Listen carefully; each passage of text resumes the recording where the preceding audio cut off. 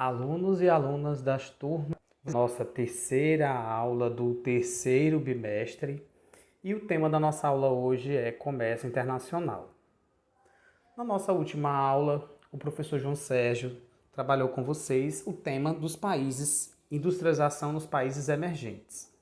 E aí nessa apresentação, ele fez uma contextualização do processo de industrialização e de transformação de mercadorias, de matéria-primas em mercadorias, nos países emergentes, ou seja, aqueles que são países considerados subdesenvolvidos, mas que apresentaram um grande crescimento nos últimos anos, certo? Ele colocou em foco as particularidades que acontecem nesse processo industrial, tá bom? Mostrando aí as diferenças que acontecem entre por exemplo, nos exemplos, né, que ele cita o grupo IBAS e o grupo dos tigres asiáticos. Conforme a gente pode ver no capítulo do livro de vocês, o capítulo 9, certo? Que vai tratar sobre esse assunto.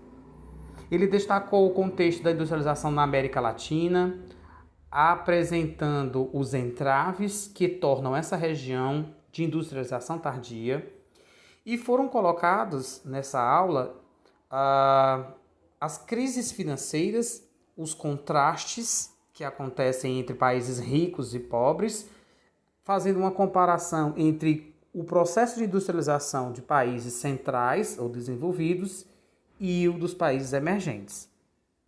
Na nossa aula de hoje, nós vamos tratar sobre comércio, certo? Nós já vamos entrar aí no setor terciário da economia, que é a circulação de mercadorias, tá bom? Mas nós não vamos tratar de qualquer comércio, nós vamos tratar do comércio internacional, ou seja, aquele que acontece entre os países. Nessa aula, então, nós vamos diferenciar os tipos de comércio internacional que existem, o multilateral e o regional. Vamos falar sobre a atuação dos organismos internacionais que regulam essas práticas comerciais e faremos um apanhado dos principais blocos econômicos quando tratarmos sobre o comércio regional, certo? Falando um pouquinho sobre as particularidades desses blocos, tá bom? Então, vamos começar a nossa aula, lembrando que o livro didático de vocês está disponível no site da escola. Essa aula se encontra no capítulo 10 do livro didático de vocês, página 247. Então, vocês podem entrar lá no site da escola, na parte de geografia, vai encontrar lá o PDF do livro didático. Quem puder buscar o livro na escola também, agenda com o PDDV de vocês um dia para que vocês possam pegar esse livro físico. Vamos delimitar o tema da nossa aula, que seria o que seria um comércio internacional. Então, esse comércio ele é considerado internacional quando acontecem trocas de bens e serviços, quer dizer que não se trata apenas de mercadorias, mas também de prestação de serviço, através das fronteiras internacionais ou territórios. Quer dizer, quando a relação comercial ela ultrapassa as fronteiras de um país, ou de mais de um país, nós classificamos esse comércio como internacional. Na maioria dos países, ele representa uma boa porcentagem do produto interno bruto. Por isso, ele é muito importante, certo? A gente às vezes percebe que os países eles têm uma preocupação maior em patrocinar o comércio internacional, a exportação de mercadorias, do que propriamente o comércio dentro do país, né? O comércio interno. Por quê? Porque eles ganham, né, de forma diferente, eles têm uma paridade em dólar, né, e acabam valorizando as suas mercadorias. E isso representa uma elevação no produto interno bruto do país. O comércio internacional, ele está presente na grande parte da história da humanidade, mas a sua importância econômica social, política, ela se torna crescente nos últimos séculos, principalmente devido aos avanços industriais nos setores dos transportes, nos setores das comunicações, graças à globalização e o surgimento de corporações multinacionais ou dos outsourcings, que tiveram um grande impacto no incremento desse comércio. Então, nós podemos dizer que o comércio internacional ele teve um boom graças à globalização, certo? Esse comércio internacional ele se apresenta de duas formas diferentes. Ele pode ser classificado como um comércio multilateral ou um comércio regional. Nós vamos explicar nessa aula a diferença entre esses dois e as particularidades de cada um deles, tá certo? É importante a gente pensar também o seguinte, que a importância desse comércio para a economia se deve a fatores como, por exemplo, a possibilidade de trazer para o mercado interno produtos e serviços que não existem no país. Então, por exemplo, nós aqui no Brasil, nós consumimos muitos derivados de trigo. Pão, pizza, bolacha, bolo, né? Macarrão, as nossas massas em geral, elas levam farinha de trigo. Mas o Brasil tem uma pequena produção de trigo. A porcentagem de produção de trigo que nós temos aqui, que é concentrada na região sul do país, ela não abastece nem 10% do consumo de trigo que nós temos aqui. Então, de onde é que vem o trigo que o Brasil consome? Vem de fora. Então, veja que o abastecimento desse produto, que é importante na mesa, né, dos brasileiros, depende de uma relação comercial internacional, certo? Ou, por exemplo, o milho. Nós temos um grande consumo de milho aqui no Brasil, principalmente nas áreas de produção agrícola, né? De produção pecuária, né? Como ração, produção de ração para frangos nas granjas ou para porcos, certo? Então depende muito dessa necessidade de ter milho. E a quantidade de milho que é produzido no Brasil não é suficiente para abastecer esse mercado. Então o que é que o Brasil faz? Importa esse produto dos Estados Unidos ou de outros países, tá bom? Então a principal importância desse tipo de comércio seria o quê? Fornecer para o mercado do país aquele produto que ele não produz. O comércio internacional também diminui os riscos das atividades, permitindo que as empresas continuem comercializando, mesmo que haja uma crise na economia interna. Por exemplo, o Brasil agora está numa crise, mas tem muitos empresários que exportam carne, que exportam soja, que não estão sentindo os efeitos da crise. Por quê? Porque o dólar alto está valorizando o produto deles, tá certo? Então, eles continuam sua comercialização vendendo para o mercado internacional. A melhor forma de se visualizar o desempenho do comércio internacional de um país é através do que nós chamamos de balança comercial. A balança comercial ela vai medir a diferença entre a quantidade de produtos que entram no país, ou seja, que são importados, que são comprados pelo país, e a quantidade de produtos que saem do país, ou são vendidos, são exportados para fora do país, tá certo? Então essa relação da balança vai produzir o que nós chamamos de balança comercial, tá bom? Então considere, gente, aqui os valores, certo? Eu falei a quantidade, mas se trata de valores, né? Então, quanto que o Brasil gastou importando produtos, quanto que o Brasil ganhou exportando produtos. Essa relação aí, ela vai ser positiva ou negativa. Positiva se gerar lucro, negativa se gerar prejuízo. E aí, vamos especificar esses dois quadros aí, esses dois cenários. Se o saldo for positivo, o superávit da balança comercial, consequentemente significa que o país está exportando mais do que está importando. Se for negativo, o déficit na balança comercial, significa que o país está tendo valores de importação maiores do que os da exportação. Logo, ele está tendo prejuízo, tá bom? Então, é interessante a gente ver esses conceitos, que são conceitos que tratam sobre essa temática e que vocês certamente irão encontrar mais adiante, tá certo?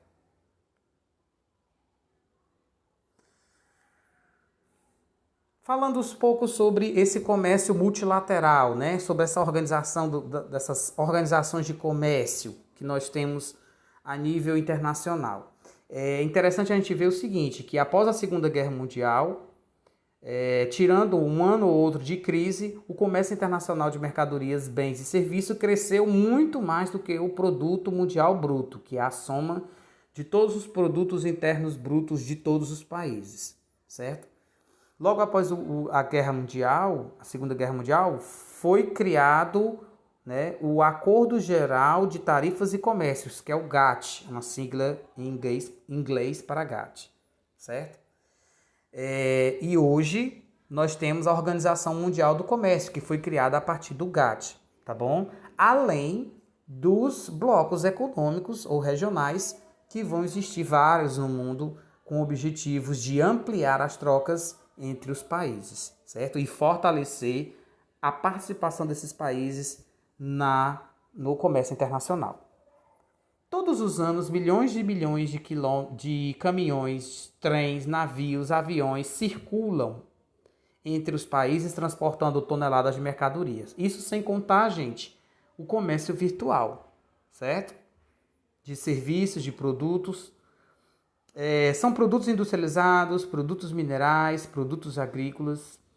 Em 2014, as exportações de mercadorias de todos os países somavam 19 trilhões de dólares. No entanto, há uma preponderância de fluxos de comércios nos países da Europa Central, sobretudo na União Europeia, no leste asiático, com destaque para a China e Japão, e na América do Norte, com destaque para os Estados Unidos. E aí é interessante a gente perceber que existe uma concentração do processo de comercialização internacional. Se nós observarmos esse mapa aqui, nós vamos perceber que existe uma concentração das atividades comerciais a nível internacional. Quem ganha mais, quem ganha menos, né, nesse jogo? Então, quem vai ganhar mais são os países desenvolvidos, os países mais ricos, né, que investiram mais em tecnologia, em educação, que modernizaram seus parques industriais, eles acabam ganhando mais, certo? Observando esse gráfico aqui da imagem, a gente pode perceber aqui, ó, qual é a região do país, do mundo, né, que teve o maior ganho em bilhões de dólares desse ano aqui, 2010, né? E aí nós vamos ver que foi a União Europeia, né? No caso aqui, a Europa Ocidental, né? Com comércios para fora da região, né? E para dentro da própria região do bloco econômico União Europeia, tá certo? Então, nós temos aqui os valores. Quem tiver interesse de se aprofundar, é só consultar as informações do gráfico. Essa imagem ela vai estar na atividade, lá a gente se aprofunda na interpretação dela. Então, é interessante a gente perceber que tanto o GATT como a Organização Mundial do Comércio, ela teve um papel muito importante na expansão do comércio internacional, assim como nos tratados comerciais firmados entre os países, tanto em âmbitos dessas organizações, como nos comércios que acontecem bilateralmente, ou seja, quando são acordos feitos somente entre dois países, tá certo? Então, quando são dois países que fecham um acordo entre si, é um comércio bilateral. Quando são mais de um país, multilateral, certo? E aí isso classifica aí o que é o comércio multilateral de que a gente está falando. São relações comerciais que envolvem muitos países, certo? Tanto no comércio bilateral como no comércio multilateral, o GATT, ou a Organização Mundial do Comércio, eles vão atuar, são órgãos que vão atuar na fiscalização. Por quê? porque nessas relações comerciais é fundamental garantir que a lei fundamental do mercado, que é a lei da oferta e da procura, aconteça. Então, qualquer forma de protecionismo, qualquer prática que vá contra essa lei fundamental do mercado capitalista, ela tem que ser banida, tá certo? Então, esses órgãos eles vão ser criados justamente para patrocinar a ocorrência dessa lei, tá certo? O GATT foi criado logo após a Segunda Guerra Mundial, na Conferência de Havana, em Cuba, né? Teve como principal objetivo acompanhar mais de perto essa relação comercial entre os países. No início não eram muitos países, ele foi expandindo com o passar do tempo, certo? Mas antes mesmo da criação do GATT, nós já tivemos, antes do fim da Segunda Guerra Mundial, acordos realizados entre os países nesse sentido de fortalecer o comércio internacional. E aí a gente vai perceber que ele tem como como elementos-chave para a sua atuação dois princípios fundamentais. O princípio da nação mais favorecida, que vai proibir a discriminação entre os signatários. Assim, toda forma de vantagem, privilégio ou favor envolvendo tarifas aduaneiras concedidos bilateralmente devem ser estendidos ao comércio de todos os demais países. E o princípio do tratamento nacional, ou seja, os produtos estrangeiros eles vão entrar dentro de um território de um país, né, um país importador, ele tem que ter o mesmo tratamento que o produto nacional. O GATT, então, ele foi a primeira forma de organização internacional que vai tentar fiscalizar, acompanhar esse processo. Ele foi realizado em 7 rodadas, né, em 7 encontros, tá bom? De negociações para estimular o comércio dos países membros. A rodada do Uruguai foi a que foi mais abrangente, porque além dela ter como meta diminuir as barreiras alfandegárias e não tarifárias, ela pretendia impor regras para o setor agrícola, têxtil e de serviços. Quer dizer, ela expande. Inclusive, gente, a partir dessa data é que o GATT, até hoje, o GATT existe, viu, gente? Ainda hoje, mesmo com a criação da Organização Mundial do Comércio, o GATT fiscaliza as trocas internacionais de serviço, de prestação de serviço, tá bom? Nessas rodadas, o protecionismo se mantinha preservado por regras especiais que dificultavam a expansão das trocas. Essa rodada de Uganda, ela tinha uma previsão de durar 4 anos, mas ela extrapolou esse prazo. Por quê? Porque foi encontrado muita dificuldade em os países atenderem aos apelos, né, aos acordos que tinham sido estabelecidos, principalmente os países da União Europeia. Né? Os países da Europa, gente, eles são muito conhecidos pelo protecionismo de mercado. Eles têm um incentivo fiscal, subsídios que são pagos aos seus agricultores, para assim os produtos que são nacionais terem um preço mais baixo no mercado deles, dificultando o comércio dos produtos estrangeiros, ou seja, os países pouco desenvolvidos, eles são mais pobres, eles são fornecedores de produtos primários, né, de frutas, né, produtos agrícolas, e esses produtos chegam com impostos e encargos no mercado europeu. E aí eles não conseguem competir com os produtos locais, que recebem subsídios do governo. Então essa prática ela estava sendo combatida pela Organização Mundial do Comércio e apresentou aí uma grande restrição ao processo, né, que eles tentaram implantar na rodada do Uruguai, certo? As negociações da rodada do Uruguai elas foram conduzidas até abril de 1994, quando foi assinado no Marrocos a Declaração de Marrakech, um documento que vai concluir a rodada do Uruguai e criar a Organização Mundial do Comércio. Então, gente, a partir do momento que se cria uma Organização Mundial do Comércio, que é com caráter de organização, ela tem muito mais força para fiscalizar o comércio mundial, fortalecer as relações multilaterais, certo? O GATT, ele é apenas o quê? Um acordo. Então, se você não cumprir o acordo que é definido mutuamente, tem problemas, mas não tanto quanto você ter um órgão internacional que vai fiscalizar, que vai multar, certo? Esses países que não atenderem. Gente, para vocês, a aula não ficar muito extensa, para vocês se aprofundarem sobre esse tema, tem um videozinho aqui que eu coloquei para vocês, certo? Uma aulazinha que vocês podem se aprofundar. Um aspecto interessante que surge disso aí é a criação do G20 comercial, né? Na conferência de Cancún, no México, liderada pelos países do IBAS, Índia, Brasil e África do Sul, foi organizado um bloco de 20 países em desenvolvimento baseado de G20 comercial. Não confundir com o G20 financeiro. Viu, gente? O objetivo da criação desse bloco, desse grupo de 20 países para o comércio, seria pressionar os países desenvolvidos a reverem suas medidas protecionistas, principalmente no setor agrícola, certo?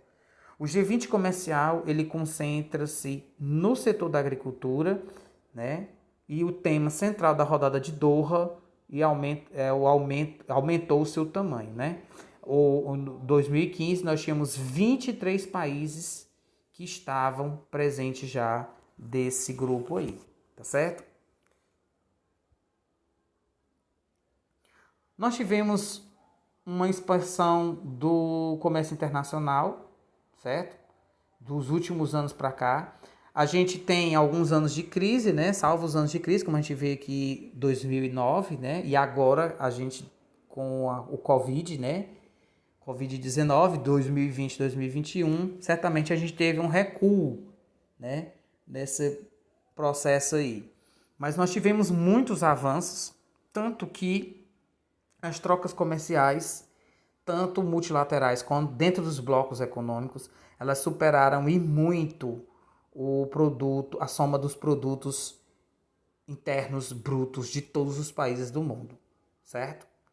E a Organização Mundial do Comércio, ela favoreceu esse aumento das trocas comerciais, mas fundamentalmente o que vai proporcionar esse grande avanço das relações comerciais, principalmente dos anos 70 para cá, vai ser o avanço tecnológico na área de logística, que permite melhorar a infraestrutura de transportes, armazenagens de grãos e produtos e a comunicação entre consumidores e fornecedores. O outro tipo de comércio que a gente encontra é o comércio regional, que seria o comércio em blocos econômicos. E aí a gente tem que entender o comércio internacional como se fosse uma briga. E aí você está numa luta, para você ter mais chance de vencer essa luta, você se junta com seus amigos, com a sua gangue, certo? A sua chance de vencer vai ser maior. Então foi mais ou menos isso que aconteceu com os países, certo? Durante essa fase da globalização. Uma das marcas da globalização é a criação dos blocos econômicos. Então neles muitos países abdicaram de parte da sua soberania para compor blocos regionais. Por que isso vem acontecendo? Como vimos, desde o fim da Segunda Guerra Mundial, muitos países têm procurado diminuir as barreiras impostas pelas fronteiras nacionais aos fluxos de mercadorias, aos fluxos de capitais, de serviços e até mesmo de mão de obra, na tentativa de aumentar os lucros das empresas, o de emprego de trabalhadores e os respectivos produtos internos brutos. Os países podem se organizar em diferentes tipos de blocos. E aí nós temos 4 tipos de blocos hoje, né? As zonas de livre comércio, as uniões aduaneiras, o mercado comum e a união política monetária. E veja quantos blocos econômicos nós temos no mundo hoje, certo? Para vocês se aprofundarem nesse assunto, eu tenho 2 aulas que eu coloquei aqui para vocês se aprofundarem, tá certo? Gente, Nosso próximo assunto a gente vai tratar ainda sobre essa parte, só que a gente vai estar um foco mais voltado para os serviços e comércios de serviços internacionais. Nós temos uma atividade no formulário, não deixem de participar da atividade. Até o nosso próximo encontro. Tchau, tchau.